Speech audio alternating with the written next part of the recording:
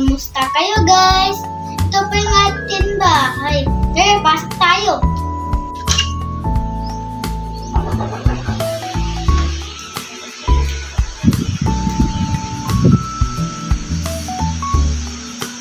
Ito po yung ating sala.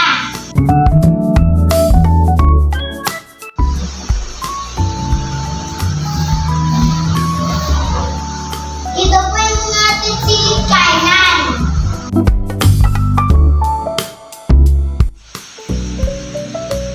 Ito po ang ating silid lutuan.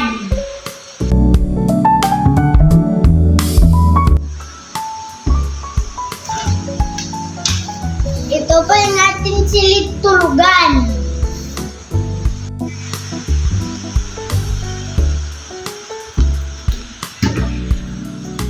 Ito po yung ating silid liguan.